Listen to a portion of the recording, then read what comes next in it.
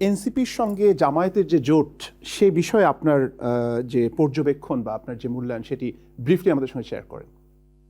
প্রথমত এনসিপির গঠনটাকে আমি খুব পজিটিভলি অ্যাপ্রিসিয়েট করেছি, কারণ বাংলাদেশে আসলে আমরাও কিন্তু চেষ্টা করছি বহু বছর বামপন্থী রাজনীতির জায়গা থেকে বাংলাদেশের দ্বিদলীয় মেরুকরণের বাইরে একটা নতুন ধারা যাতে গড়ে ওঠে, এই প্রত্যাশা এবং সেই সংগ্রামে আমরা ছিলাম।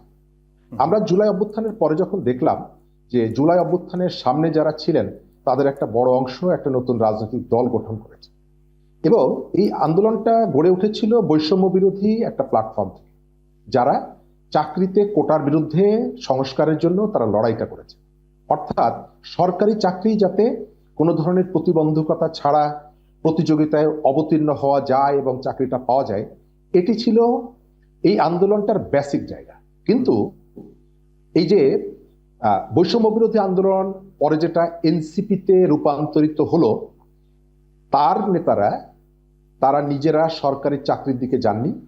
তারা চেষ্টা করেছেন, যখন বাংলাদেশের তরুণদের একটা বিরাট অংশ পলিটিক্সকে হেইট করে এই কথাটা বলতেন, ঠিক সেই সময় তরুণরা একটা নতুন রাজনৈতিক দল তারা সরকারি চাকরির দিকে না গিয়ে নিজের জীবনের অনেকগুলো বিষয়কে তারা একপাশে রেখে দেশের জন্য একটা ইতিবাচক ধারা প্রবর্তনের চেষ্টা করেছিলেন। সেই কারণে তাদেরকে আমি অ্যাপ্রিসিয়েট করেছি।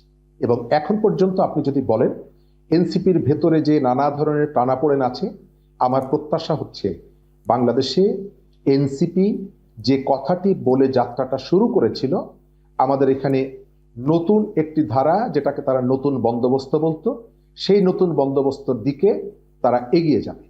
কিন্তু এই সময়কালে এনসিপির সেই যে অবস্থানটা, সেই অবস্থান থেকে তারা সেখানে কি আছে? আমার পরিষ্কার উত্তর হচ্ছে সেখানে তারা নেই। তারা কোথায় গেছে?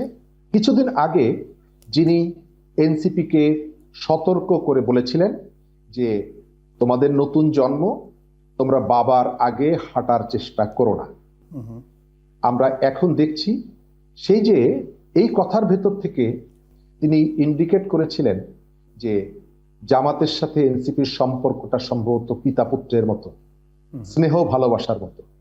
আজকে এনসিপি যদি সেই পজিশনটাকে ধরে রাখতো, এবং আমার এখনো মনে আছে যেদিন জামাতের সেক্রেটারি জেনারেল এই বক্তব্যটা দিলেন, ওই দিনই আমি একাধিক টেলিভিশনে এনসিপির নেতাদেরকে পেয়েছি এবং যারা এই মন্তব্যের তীব্র প্রতিবাদ জানিয়েছিলেন। কিন্তু আজকে এসে দেখছি এনসিপি সেই ধারাটা ধরে রাখতে পারেন।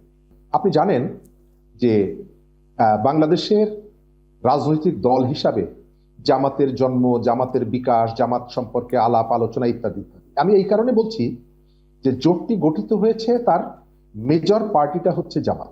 সুতরাং আপনি যখন বিশ্লেষণ করবেন, আপনি যখন আপনার রণকৌশল ঠিক করবেন, পাবলিকের কাছে ইলেকশন ম্যানিফেস্টো নিয়ে যাবেন, অবশ্যই আপনার কাছে জামাতের বিষয়ে আপনাকে জানতে চাই।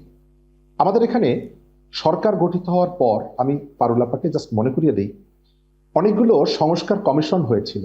বুলবুল আপনার নিশ্চয়ই মনে আছে, তার মধ্যে নারী বিষয়ক একটি সংস্কার কমিশন হয়েছিল।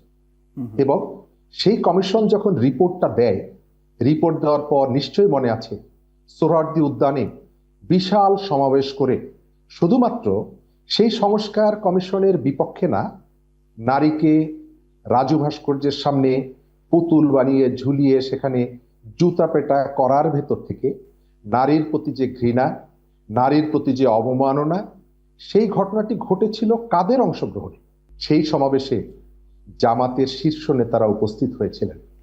তাহলে সেই দলটির সাথে আমি জানি না পারুল আপা কি শুধুমাত্র ইলেকশন সংস্কার কমিশনের কথা বলবেন?